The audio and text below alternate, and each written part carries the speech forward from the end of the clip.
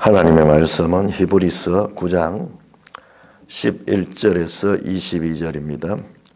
히브리서 9장 11절 그리스도께서는 장래 좋은 일의 대제사장으로 오사 손으로 짓지 아니한 것 곧 이 창조에 속하지 아니한 더 크고 온전한 장막으로 말미암아 염소와 송아지의 피로 하지 아니하고 오직 자기의 피로 영원한 속죄를 이루사 단번에 성소에 들어가셨느니라. 염소와 황소의 피와 및 암송아지의 죄를 부정한 자에게 뿌려 그 육체를 정결하게 하여 거룩하게 하거든. 하물며 영원하신 성령으로 말미암아 흠없는 자기를 하나님께 드린 그리스도의 피가 어찌 너희 양심을 죽은 행실에서 깨끗하게 하고 살아계신 하나님을 섬기게 하지 못하겠느냐. 이로 말미암아 그는 새 언약의 중보자시니 이는 첫 언약 때에 범한 죄에서 속량하려고 죽으사 부르심을 입은 자로 하여금 영원한 기업의 약속을 얻게 하려 하심이라. 유언은 유언한 자가 죽어야 되나니 유언은 그 사람이 죽은 후에야 유효한즉 유언한 자가 살아있는 동안에는 효력이 없느니라. 이러므로 첫 언약도 피 없이 세운 것이 아니니 모세가 율법대로 모든 계명을 온 백성에게 말한 후에 송아지와 염소의 피 및 물과 붉은 양털과 우슬초를 취하여 그 두루마리와 온 백성에게 뿌리며 이르되 이는 하나님이 너희에게 명하신 언약의 피라 하고 또한 이와 같이 피를 장막과 섬기는 일에 쓰는 모든 그릇에 뿌렸느니라. 율법을 따라 그의 모든 물건이 피로써 정결하게 되는 피 흘림이 없은즉 사함이 없느니라. 오 하나님, 은혜를 감사합니다. 이 말씀을 통하여 우리에게 가르치시고자 하는 주님의 뜻을 올바르게 깨닫게 하여 주옵소서. 수많은 이단들이 이 말씀의 바른 해석에서 벗어나서 온갖 자의적인 해석을 통하여서 하나님의 말씀을 혼란케 하는 것을 교회 역사를 통하여 합니다. 주님, 진리의 성령님께서 전하는 자와 듣는 자들에게 동일하게 역사하셔서 내 생각, 내 뜻, 내 중심성에 그와 같은 죄성으로부터 말씀을 구별하게 하시고 성령의 지도하신 것, 성령의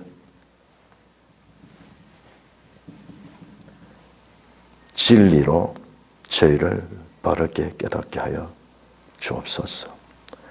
예수님 이름으로 감사하며 기도드리옵나이다. 아멘. 자, 9장 1절에서 10절은 에덴약의 제사법을 설명을 했습니다. 그리고 그 에덴약의 제사법은 온전한 것이 아니다. 그리고 그 제사, 그 예물과 제사는 그 섬기는 자를 그 양심까지 온전하게 할 수 없었다. 단지 10절에 보면 9장 10절에 보면 결론적으로 에덴약의 제사법은 먹고 마시는 것과 여러 가지 씻는 것과 함께 육체의 예법이다. 그리고 한시적이다. 개혁할 때까지 맡겨둔 것이다. 한시적인 그와 같은 것이었다. 부족한 것이었다. 완성된 것이 아니었다. 자, 11절은요. 우리 번역에는 그게 빠져버리는데 그러나 앞에 나온 10절의 내용과는 달리 지금 앞에 1절에서 10절까지 이야기한 에덴약의 제사법을 이야기한 것은요. 궁극적으로 새 언약의 제사의 제사장 되시는 예수님을 소개하기 위해서 말씀하신 것이거든요. 그래서 역전접속사 그러나 대가 있습니다. 그러니까 히브리 헬라어 이 원어 성경에는 이런 부분들이 되게 자세하게 되어 있어요. 그런데 우리 번역에서 그걸 다 거의 많이는 빼버렸어. 왜 그런가 하면 이 번역을 하니까는 너무 그런 접속사나 또는 이 그러므로 이는 이런 것들이 너무 많으니까는 이 번역이 좀 매끄럽지 못하니까는 그랬는데 그거 없이도 뜻이 전해지지만은 그러나 정확하지 못해요. 그러나 자 아론의 계통의 레위 계통의 아론 제사장들은 그랬지만은 그 제사는 그와 같은 한시적인 것지만은 개혁할 때까지 유용한 것이었지만은 폐한 거 아니에요. 필요 없었던 게 아닙니다. 필요했는 것입니다. 그러나 그것은 부족한 것이었습니다. 더 이어서 에덴약으로서는 답이 나오지 않습니다. 그럼에도 불구하고 에덴약이 유용합니다. 왜? 그리스도를 이해하는 데 중요한 그와 같은 틀을 마련해 주기 때문에 그런 거예요. 지금도 계속 그리스도와 새 언약의 중보자이신 그리스도와 그리고 레위 계통의 제사장 직분을 비교하면서 그리스도의 우월성, 탁월성을 설명하잖아요. 그런데 이 비교가 없으면은 그리스도를 우리가 받아들이기가 어려운 거예요. 먼저도 이야기했지만은 세상에 빛만 있으면 그 빛을 알 수가 없어요. 빛은 어두움을 경험했을 적에 그 빛이 빛되지 어두움이 없이 빛만 있는 곳에 있는 자들은 그 빛의 가치를 알지 못해요.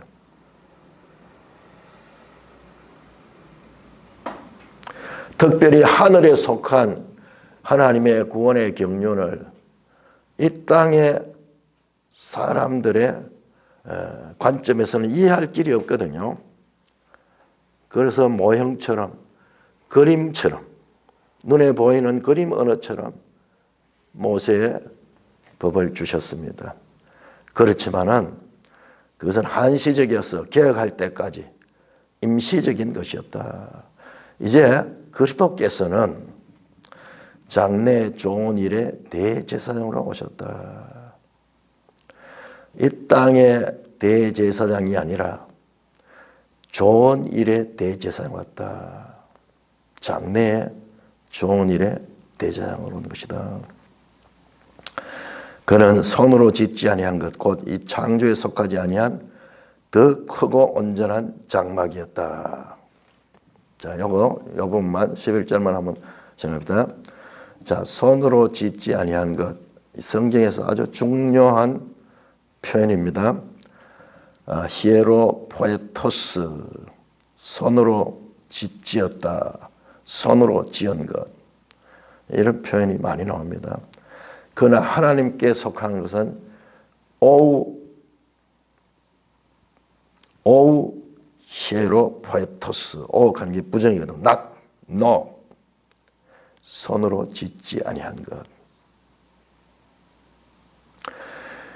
스데반이 사도행전 7장에 설교를 할 때 하나님은 손으로 지은 성전에 거하신 분이 아니다, 그 이야기를 하잖아요. 사람의 손으로 지은 것이 아니라 이것은 또 설명합니다. 곧 이 창조에 속하지 아니한 것, 피조물의 것이 아니다. 하나님이 지은 것이 아니고 땅의 것이 아니고 사람의 손으로 된 것이 아니고. 자, 8장 2절 보세요. 8장 2절 보시면은 성소와 참 장막에서 섬기는 이시라. 이 장막은 주께서 세우신 것이요 사람이 세운 것이 아니라. 같은 말이에요. 사람이 세웠다. 사람의 손으로 지었다. 예, 같은 거예요. 그럼 뭐예요? 하나님께서 세운 거예요. 자, 기독교는 계시의 종교입니다. 계시는 땅에서 온 것이 아니에요. 사람으로부터 온 것이 아닙니다. 계시는 하늘에서 땅으로 주어진 것이에요. 주어진 거죠. 사람에서부터 땅에서 나오는 모든 것들은 사람의 손으로 지은 것들이고 사람으로부터 비롯된 거예요. 그러나 이 땅은 죄로 오염됐기 때문에 여기서 나오는 모든 것들은 부패한 것이에요. 구원에 이를 수 없는 거예요. 여기서 도덕적으로 살고 여기서 이 정성을 많이 들이고 아무리 그렇게 해도 하늘로까지 도달할 수가 없습니다. 그 세상의 모든 종교들, 철학들, 윤리들 땅에서 나오잖아요. 다 사람이 하지만은 그것은 하늘까지 갈 수가 없어요. 그러나 기독교는 하늘에서 온 거예요. 이게 바로 손으로 짓지 아니한 거예요. 자, 이 땅은 전부 다 손으로 지은 겁니다. 창조, 피조물들이죠. 피조물들. 창조에 속하지 않았다. 이런 표현보다도 피조물이다. 창조당하지 않았다 하는 거죠. 이게 피조물이라는 거예요. 이 땅의 것이 아니다. 그래서 그리스도의 대제사장직은 이 땅의 것이 아니다. 더 크고 온전한 장막이다. 자, 더 크다 하는 말은 메가스, 온전하다, 텔레오스, 중요하다 말했죠. 히브리서에서 가장 중요한 단어가 온전한 거죠. 자, 그러면은 그리스도의 장막은 온전한 것이면은 모세법으로 인해서 지은 장막은 부족한 것이죠. 암시가 되어 있죠. 더 크고 온전한 장막. 이건 꼭 물리적인 크기를 이야기하는 거 아니에요. 자, 이거는 구체적으로 예수님의 성육신을 가리킵니다. 성육신. 예수님은 장막으로 오셨다. 요한복음 1장 14절을 보면은 말씀이 육신이 되어 우리 가운데 거하심에, 이 땅에 거하죠. 이 손으로 짓지 않은 하나님의 말씀이 사람이 되어가지고 사람처럼 몸을 가지고 이 땅에서 거하셨다. 이 거하다는 단어가 스케노, 스케노.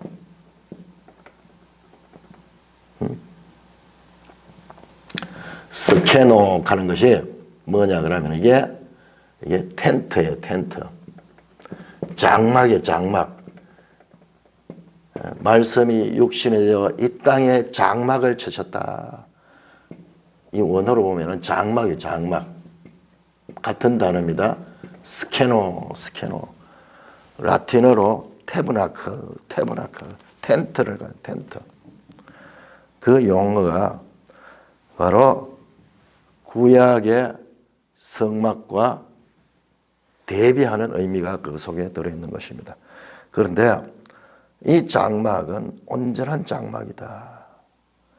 그래서 온전하지 못한 이 지상의 땅에 속한 장막에서 제사할 적에 12절에 염소와 송아지의 피로 하지 아니하고 오직 자기 피로 영원한 속죄를 이뤘다. 자, 염소와 송아지 피는 레위기 16장 14절 15절에 보면은 대제사장이 1년에 한 차례 그 대속죄일에 밖에서 번제단에서 각을 뜨고 거기 피를 받았던 불태웠던 그 짐승의 피를 가지고 들어가는 거예요. 그 피를 가지고 들어갑니다. 그 염소와 송아지의 피로 지성소에 들어갔는데, 그런데 더 좋은 대제사장이신 창조에 속하지 아니하신 온전한 장막이신 그리스도는 자기의 피로 영원한 속죄를 이루었다. 영원한 속죄를 이루었다. 여기서 영원한 속죄라는 것이 강조입니다. 오직이라는 말도 마찬가지고, 오직 자기의 피로, 짐승의 피나 다른 사람의 피가 아니라 오직 자기의 피로 영원한 속죄, 앞에 있던 염소와 송아지의 피를 가지고 1년에 한 차례 대제사장이 들어갔던 것은 그 다음에 또 들어가고 그 다음에 또 들어가야 되고 계속 반복해야 되지만은, 그러나 이 대제사장 예수 그리스도의 그 피는 영원한 속죄다. 그래서 단번에 성소에 들어가셨다. 단번에 성소에 들어갔다. 이게 계속 강조. 7장 27절 그 다음에 뒤에도 계속 나옵니다. 단번에 들어갔다. 이게 뭐냐? 에덴약에는 해마다 반복해서, 그 다음에 그 제사장이 죽으면 다음 제사장이 반복해서 계속 반복돼야 되지만은, 그러나 온전한 대제사장인 예수 그리스도는 염소나 송아지의 피가 아니고 자기의 피를, 십자가에서 자기의 피를 쏟아가지고 단번에 영원한 속죄를 이뤘다. 오직 자기의 피, 그리고 영원한 속죄, 그리고 단번에 성소에 들어가셨다. 성소에 들어갔다.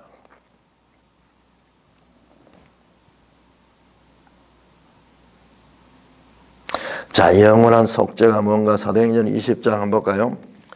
사도행전 20장.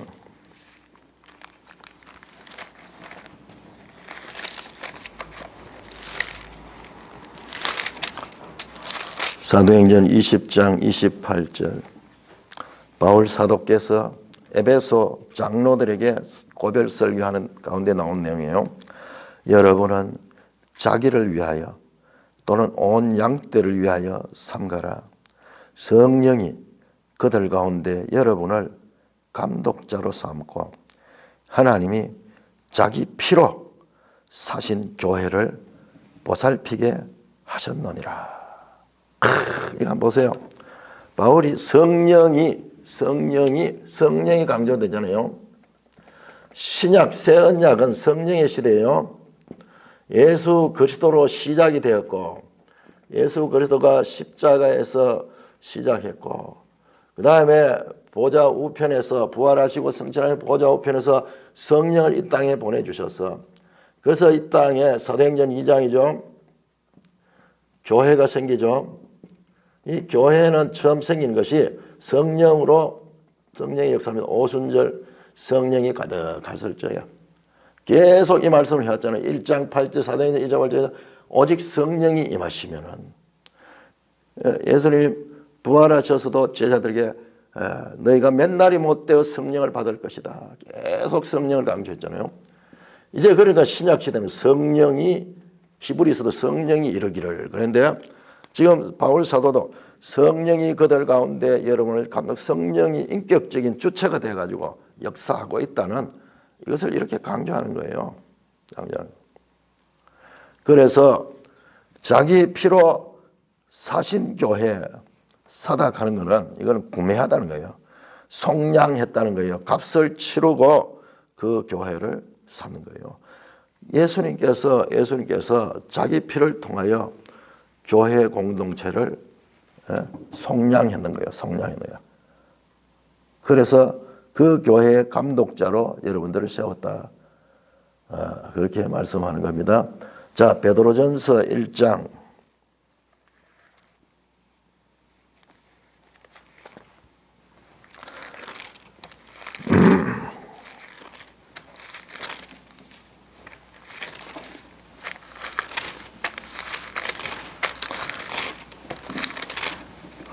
베드로전서 전부 1세기 사도들의 말씀들이 일관됩니다.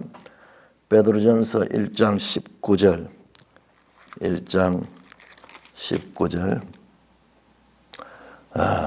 18절보다 너희가 알거니와 너희 조상이 물려준 헛된 행실에서 대속함을 받은 것은, 자, 너희 조상이 물려준 헛된 행실, 자, 이것은 구약을 말하는 구약, 거기에서 대속함을 받은 것은 음이나 금같이 없어질 것으로 된 거죠. 오직 흠없고 점없는 어린 양 같은 그리스도의 보배로운 피로 된 것이다. 이것은 이런 그리스도의 보배로운 피로 구속하는 것은 창세전부터 하나님의 뜻 가운데 있는 것이다. 그래서 이 속죄는 영원한 속죄다. 그래서 단번에 성소에 들어갔다. 이 성소는 하늘 성소입니다. 하늘 성소. 자, 9장 24절 보시면은 9장 24절 그리스도께서는 참 것의 그림자인 손으로 만든 성소에 들어가지 않으시고 바로 그 하늘에 들어갔다. 그 하늘 성소에 들어가. 성경에 보니까 하늘 성소라는 말이 나오지 않아요. 딱 이대로 하늘 성소라는 단어가 나오진 않아요. 뭐 하늘 따로 이야기하고 그다음에 참 장막이라고도 하고 하늘에 들어갔다. 그러니 하늘 성소라는 이런 단어로 나오는 그런 구절은 없어. 그런데 모든 것을 추론해 보면 하늘 성소에 들어가는 거예요. 그러면 뭐냐 그러면 이 땅의 성소는 모세를 통하여 짓게 한 그 땅의 성소는 하늘 것의 그림자요. 그 철저하게 성소를 지을 때는 보여주신 식양대로 지어라. 보여주신 식양대로 지어라. 그렇지만은 그것은 한계가 있는 거예요. 한계.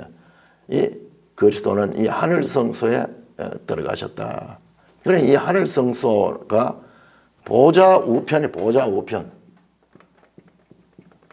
보좌 우편과 하늘 성소는 보좌 우편이 따로 있고 하늘 성소가 따로 있고 그런 정보는 없어요. 성경에.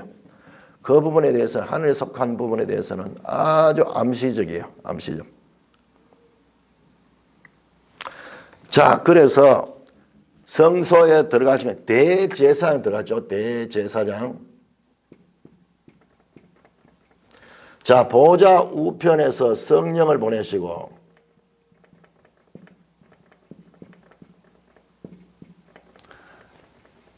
지금도 지속적으로 그 성령이 우리 가운데 역사하고 신약 교회 가운데 역사합니다.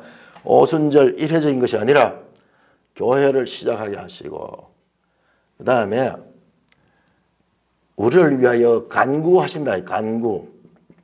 간구는 대제사장의 역할이에요.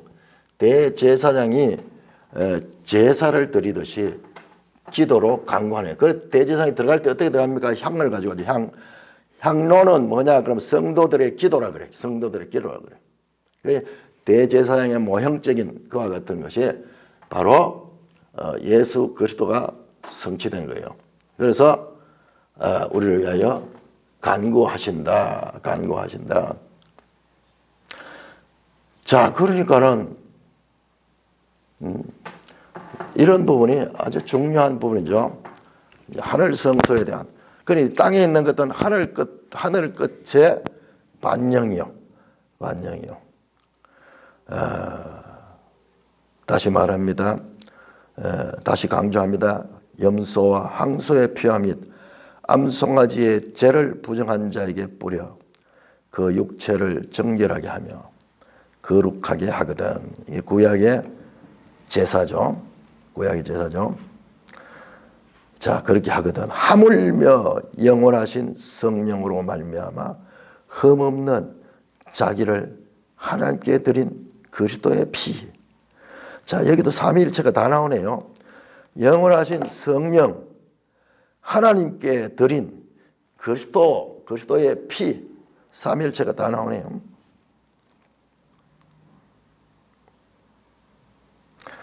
영원하신 성령으로 말미암아 흠없는 자기를. 예수 그리스도는 죄가 없으십니다. 죄가 사람과 같이 똑같이 사람의 모습으로 왔더라도 4장 15절에서 말씀했죠. 그는 죄는 없으시니라. 하나님께 드린 그리스도의 피가 어찌 너희 양심을 죽은 행실에서 깨끗하게 하고 살아계신 하나님을 섬기게 하지 못하겠느냐. 자, 양심을 죽은 행실에서 깨끗하게 한다. 자, 9절 보세요. 9장 9절 보면은 이 대제사장에서 제사는 9절에 보면은 드리는 이에 따라 드리는 예물과 제사는 섬기는 자를 그 양심상 온전하게 할 수 없다. 그 마음에까지 내면에까지 온전하게 할 수 없어서. 그러나 그리스도의 피는 양심의 죽은 행실, 죄로 말미암아 죽은 그것을 깨끗하게 하고 살아계신 하나님을 섬기게 할 수 있다. 저 구약의 모형적인 것도 일시적으로 그와 같이 죄를 사하는 효능이 있었는데, 하물며 A도 이랬는데 B는 얼마나 더 하겠느냐, 이런 표현이 계속 나옵니다. 2장에서도 나왔죠. 이같이 큰 구원을 등한히 여기면 너희가 어찌 받으리요.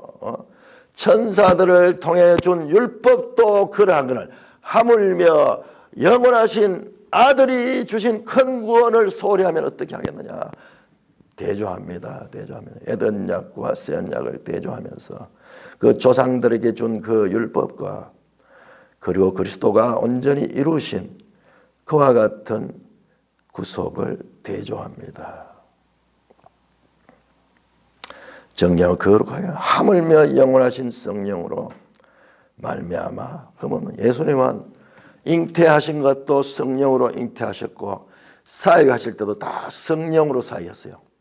시험 받을 때도 성령에 이끌려 마귀에게 시험을 받았어요.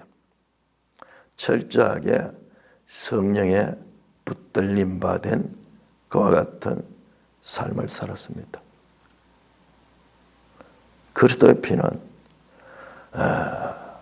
저 에덴약의 제사법으로서는 할 수 없었던 그 양심에 죄로 말미암아 마비된 그와 같은 양심을 깨끗하게 하고 살아계신 하나님을 섬기게 할 수 있다. 그림자와 본체라는 표현이 맞을 것 같아요. 그림자와 본체. 왜 그러냐 하면 본체는 실체보다도 그림자가 있고 본체가 있는. 왜냐 그러면 여기가 본질이에요. 본질. 이 땅에 우리는 이 땅 속에 속하여 이 땅만 보고 살지만은 사실 이 땅의 모든 것들은 하늘에 의하여서 존재하는 것이요. 창조도 그렇게 됐었고 지금도 마찬가지요. 지금도 다 하나님께서 다스리는, 우리는 단지 그걸 못 볼 뿐이에요. 자, 그래서 본향이라고 하죠. 본향. 고향이 아니에요. 우리 고향은 이 땅이에요. 이 땅이 아니고 본향. 하늘에 우리가 가야 할 곳. 그래서 그림자의 본체를 지금 대조하고 있습니다. 그래서 그리스도께서 하늘 성소에 들어가셨다. 자, 이거 참 우리가 숨죽여서 봐야 될 내용들입니다.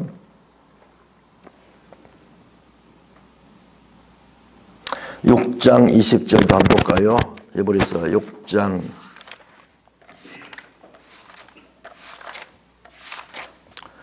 20절. 그를 앞서가신 예수께서 멜기세덱의 반차를 따라 영원히 대제사장이 되어 우리를 위하여 들어가셨느니라. 들어가셨다. 단번에 성소에 들어가셨다. 하늘에 9장 24절에 그리스도께서는 바로 그 하늘에 들어갔다. 우리를 위하여 하나님 앞에 나타나셨다. 하나님 앞에 나타났다. 우리를 위하여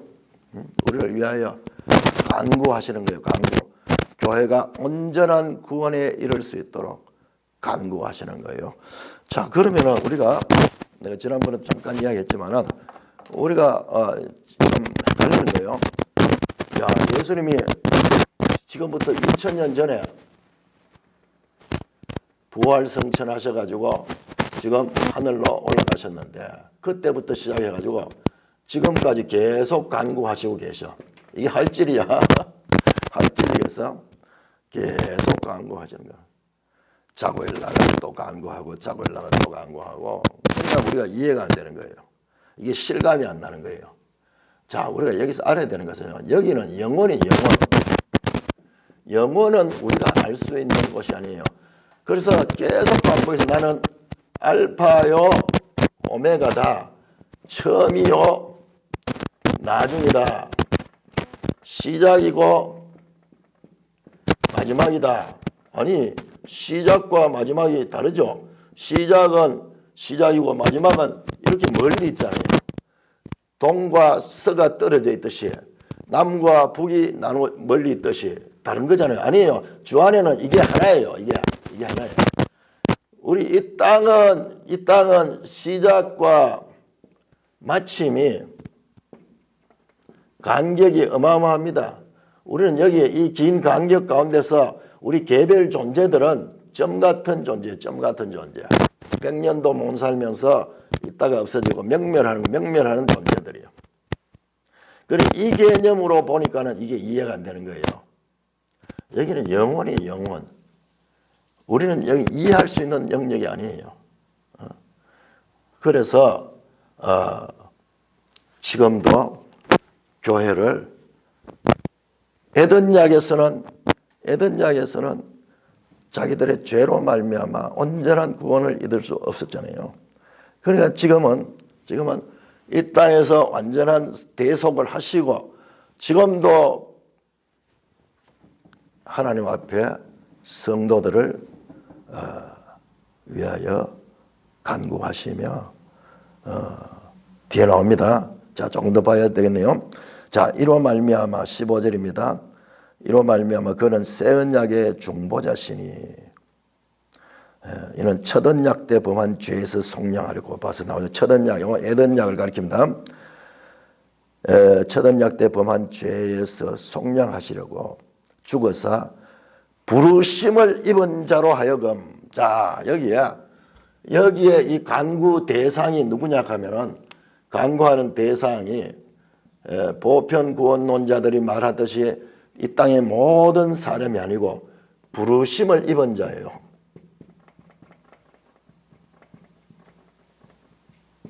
그 부르심은 누구냐? 하나님이 부르신 거예요.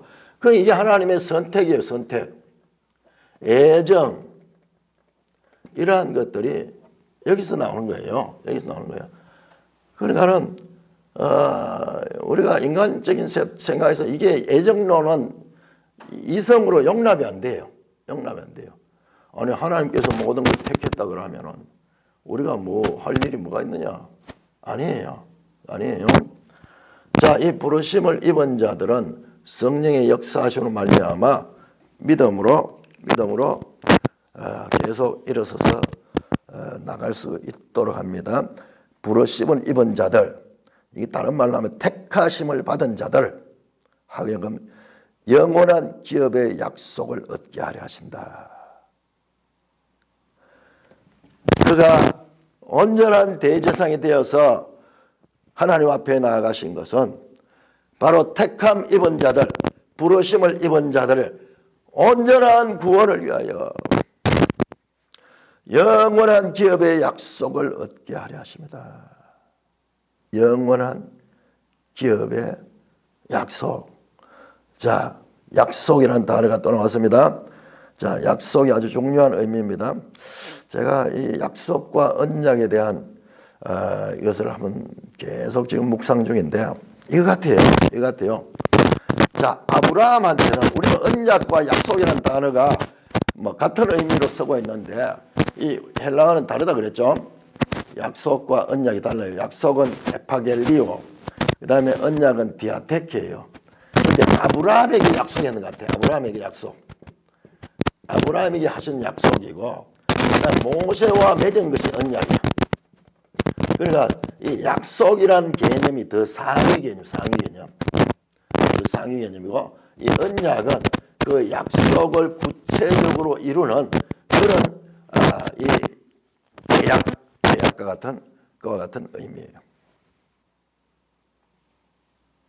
영원한 기업의 약속을 얻게 했다. 자, 4장 1절 한번 볼까요? 4장 1절. 자, 이 약속에 대해서 우리가 놓치지 말아야 됩니다. 뒤에 또 계속 나옵니다. 그러므로 우리는 들어갈 전에 그의 안식에 들어갈 약속이 남아있더라도 너희 중에 혹 이르지 못할 자가 있을까 함이라. 부르심을 입은 자로 하여금 영원한 기업의 약속을 얻게 하려 한다. 그런데 4장 1절을 보니까는 이 성도들 가운데도 그 약속이 있지만은 그 약속의 그 이 성취를 못 볼 자가 있을 수 있다고 그렇게 말씀하잖아요. 그렇기 때문에 우리 성도의 구원은 안전한 거예요. 왜냐하면 하나님께로 시작됐고 하나님께서 시작했고 사람의 손으로 한 게 아니에요. 그렇기 때문에 이 부르심을 입은 자가 구원받는 것은 확실한 것이에요. 그럼에도 불구하고 사람의 입장에서는요, 긴장해야 되는 거예요. 긴장해야 돼요. 왜? 너희 가운데도 그 약속에 참여하지 못할 자가 있다고 말했잖아요. 이 부분은 하나님께 속한 지식이고 우리 사람은 알 수 없어요. 누가 구원받았고 누가 구원받지 않았는지 알 수 없어요.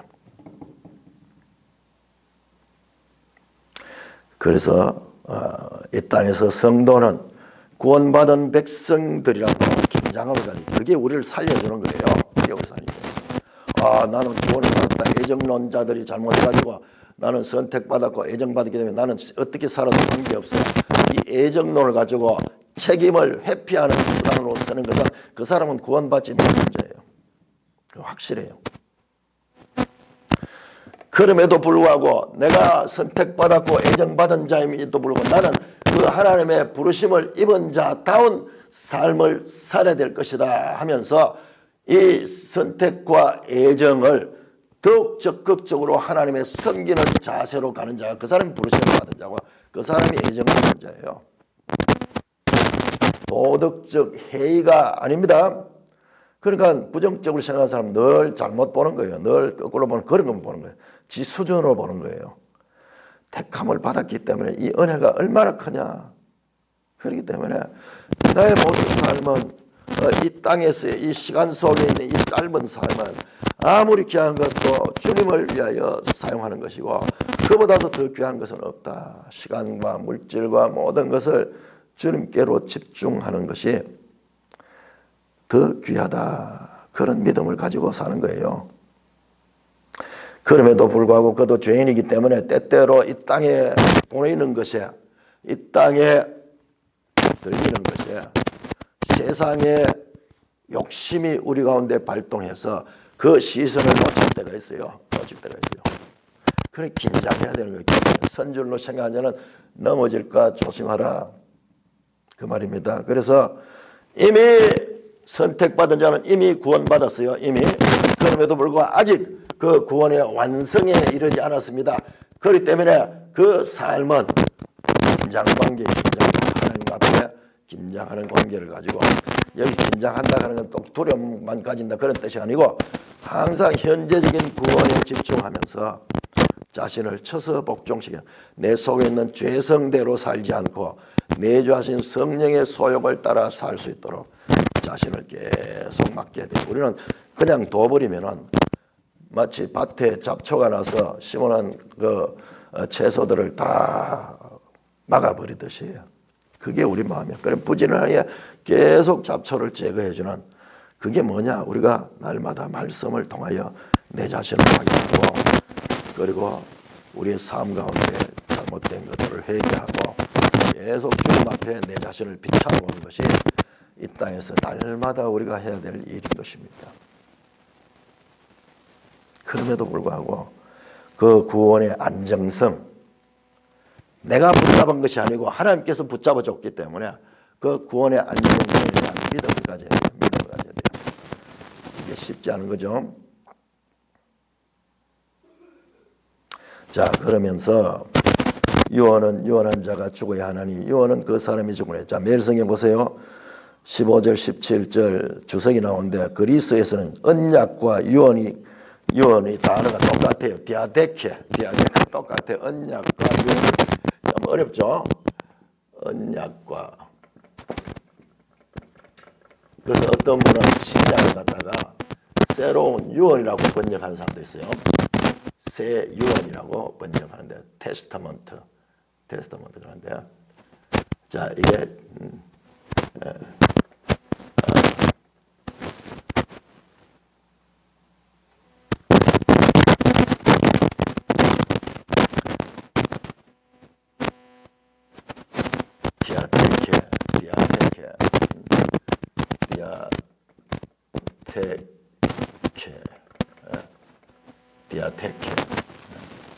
디아테케 같은 단어야. 알죠? 자, 원어가 그렇다는 거예요. 그러나 뜻은 뭐냐 그러면은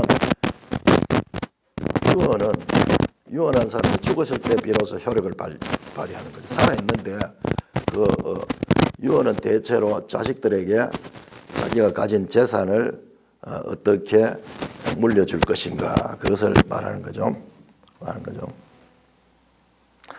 재산을 유업으로 물려준다는 유언. 그러나 그것은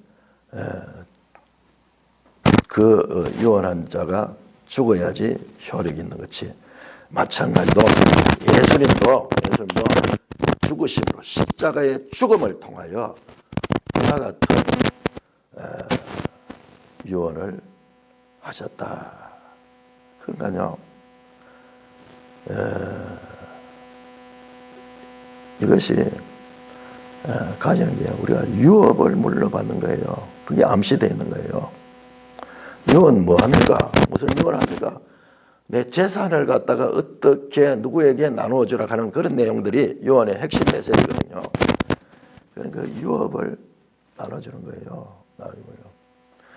성경에서 그런 부분도 암시적으로 여러 군데 나옵니다. 그러나 그것이 구체적으로 뭔가에 대해서는 나오지 않아요. 암시적입니다. 저간 왕노릇하며 통치권을 가지고 왕노를 하는 자로서 그 하나님의 기업을 다스리는 그와 같은 왕적 존재로서 이 성도들에게 책임이 맡겨진다는 것을 암시하고 있습니다. 자, 그러면서 예수님의 죽으심은 바로 새 언약을 성취했고 에덴약이 할 수 없는 그와 같은 부족함을 완성시키는 그와 같은 역할을 했다라는 것입니다. 그러면서 다시 이 에덴약을 비유하면서 새 언약을 설명합니다. 이러므로 첫 언약이라는 것이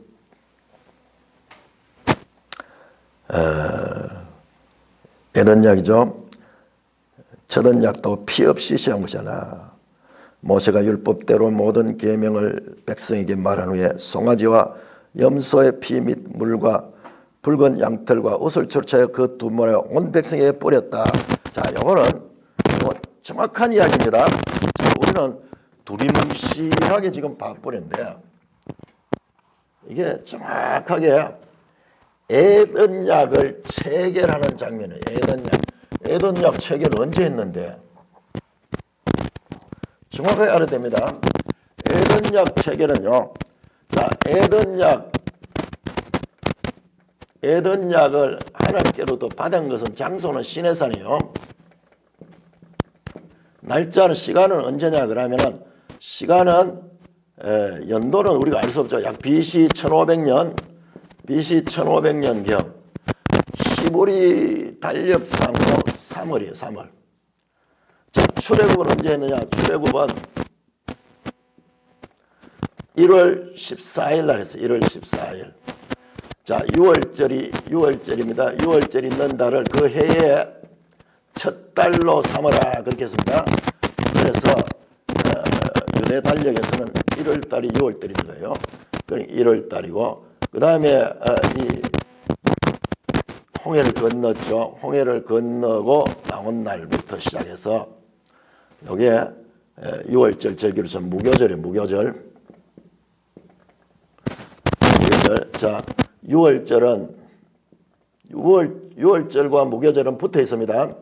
6월절은 14일이고 무교절은 15일부터 21일까지 21일까지 이렇게 연장합니다. 그때 무교절인데 요 무교절이 또 무슨 날이냐 그러면은 여기 나중에 모세의 법에서 요 날을 초실절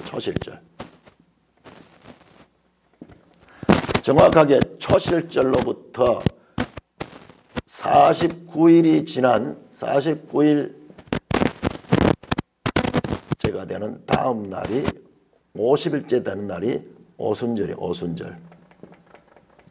맥추절. 맥추절이라고 부르기도 하는 오순절입니다. 77절을 하죠. 77절. 요 날이에요. 요 날. 시내산에서 율법을 받은 날이 이 날입니다. 이 날에 시작해서 자, 여기에 출애굽기 19장입니다. 어마어마하게 장엄하게 나오죠. 막 그 시내산에서 막 하늘에서 벼락이 치고 막 소리가 천둥이 치고 그다음에 막 우레가 막 나고 막 백성들이 막 두려워가 견디지 못할 거예요. 그래서 백성들이 모세에게 우리는 이 지금 하나님을 직접 하시는 이 말씀을 도저히 감당할 수 없습니다. 그러면서 모세가 대신 하늘에 올라갑니다. 그래가지고 저 산으로 올라가면 시내산에 올라가십니다. 자세히 보면 19장에 모세가 올라갔다가 내려갔다가 올라갔다가 내려서 중보자예요. 하나님 말씀을 받아가 또 내려가고 너희들은 며칠 동안 뭘 하라 그러면서 계속 왔다 갔다 하면서 모세는 자, 예수는 새 언약의 중보자를 그죠. 모세는 옛 언약의 중보자예요. 그대로 딱 나타납니다. 계속 시내산 올라가서 왔다 갔다 하면서 백성과 하나님 관계를 연결시킵니다. 자, 그래서 20장에 10계명을 받죠. 21장에서 23장까지 10계명과 또 다른 계명들을 받아요. 여기에 여러 가지 법들입니다. 그 다음에 24장에서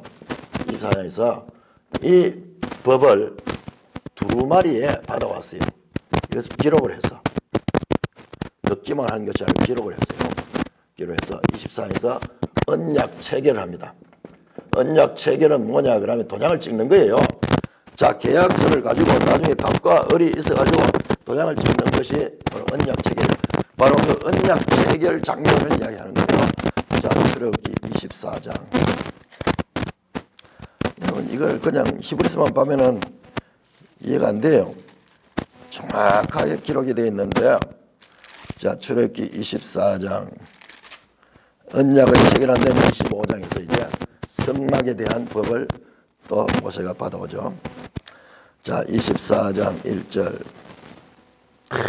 그래서 백성들에게 지금 계약을 맺습니다. 자, 24장 3절 모세가 와서 산에서 내려와 가지고 여호와의 모든 말씀과 그의 모든 율례를 백성에게 전했습니다. 자, 그렇게 전합니다. 백성들이 한 소리로 응답하여 이르되 여호와께서 말씀한 것을 우리가 준행하리다. 이게 뭐냐 그러면은 서약하는 거죠. 서약. 언약을 체결하는 지금 1항에 예 그렇게 하겠습니다. 그러면서 서약하는 거예요. 도장 찍는 거와 똑같아요. 그 다음에 가보세요. 5절 이스라엘 이스라엘 자손의 청년들을 보내어 번제와 화목제를 드리고 모세가 피를 가지고 반은 여러 양푼에 담고 반은 제단에 뿌리고 언약서를 가져다가 백성에게 낭독하여 듣게 하니 자, 이 말씀을 기록을 했어요. 그게 언약서야. 그런데 우리 히브리서에는 이걸 두루마리라 그래서 기록을 했겠죠. 그 히브리서 9장 19절에 보면 그 두루마리와 그랬댔죠. 여기는 이제 언약서를 가져다가 이래 되는데 두루마리에다 양피지에다가 기록했는 거예요. 언약서를 가져 백성에게 낭독했습니다. 자, 백성의 반응이 나옵니다. 그들이 이르되 여호와의 모든 말씀을 우리가 준행하라이다. 그러면서 백성들이 또 언약대로 순종하겠다는 서약을 낸 거예요. 그 다음에 이제 도장을 찍는 거예요. 그 다음에 피를 뿌립니다. 피를 뿌리고 6절 모세가 피를 가지고 반은 여러 양푼에 담고 반은 제단에 뿌리고 제단은 하나님을 상징하는 거예요. 하나님 쪽에다 제단에 뿌리고 그 다음에 반은 양푼에 담아가지고 그 다음에 그 피를 모세가 발견한 그 피를 가지고 백성에게 뿌리며 이르되 이 모든 여호와께서 이 모든 말씀에 너희와 세우신 언약의 피다. 이때 피를 뿌리면서 백성 쪽에 뿌리고 제단 쪽에 뿌렸어요. 갑과 을, 갑인 하나님과 어린 그 백성에게 양쪽에다 오늘날 도장을 찍을 때 우리가 붉은색 민주도 지금 이런 상징이 있는 거예요. 우리도 모르게 지금 성경을 따라가고 있는 거예요.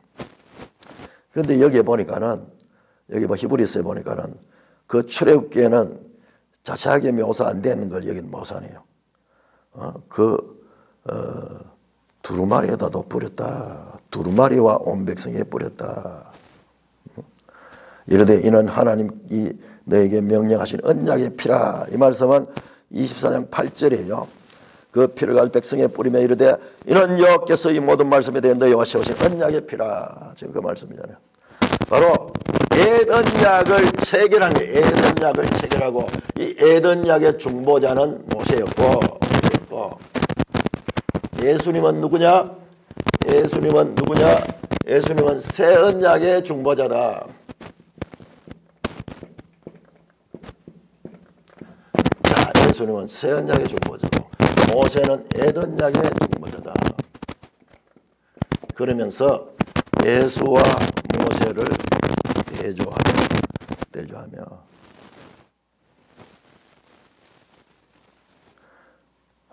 예수님이 누구신가를 더 밝히 소개합니다. 예수님께서 한번 보세요. 십자가에 달려 돌아가시 전날 밤 마지막 만찬 자리에서 제자들에게 떡을 나눠주고 잔을 나눠주면서 이는 피로 맺는 새 언약이다. 그러잖아요. 이게 누가복음 22장 20절일 거예요 아마. 피로 맺는 새 언약이다. 자, 이런 것들은요 그냥 복음서만 보면 답이 없는 거예요. 그냥 그런 모양이다 이러시고 있는데 그게 무슨 의미를 가진가를 지금 이 히브리서가 다 소개하는 거예요.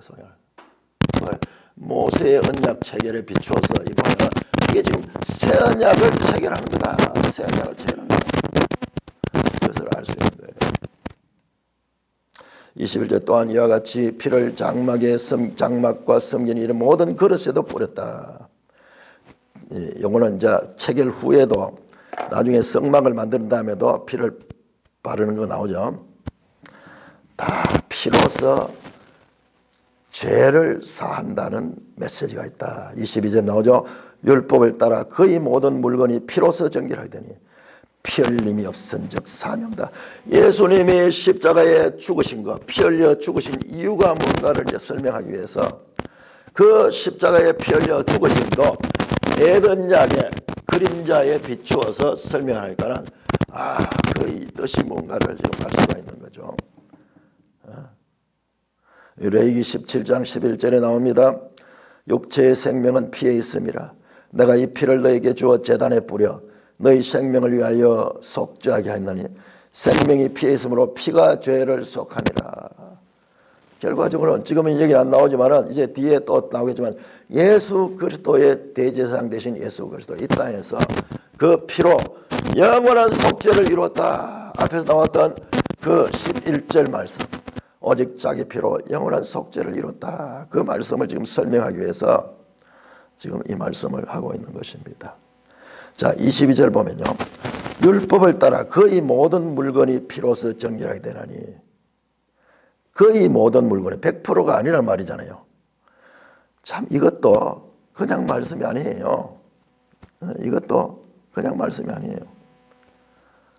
모든 것은 피로 정결하게 되는데 그런데 그렇지 않은 게 있어요. 자, 한번 볼까요? 자, 레위기 5장, 레위기 5장 10절, 레위기 5장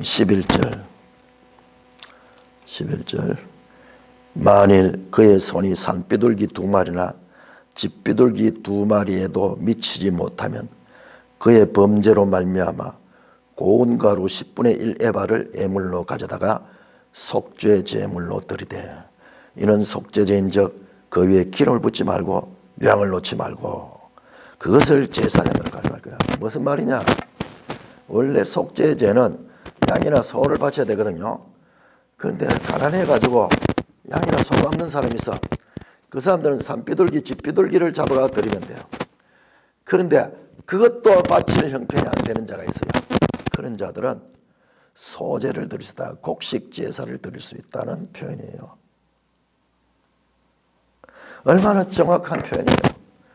히브리서에 나오는 말씀은 정리하신 말씀이에요. 그러니까 우리가 이것을 히브리서를 하면서 계속 확인하게 되게 4장 12절 말씀, 하나님의 말씀은 살았고 운동이 있어 자외 날선 금처럼 예리하여, 얼마나 정미하고 예리한지 몰라요.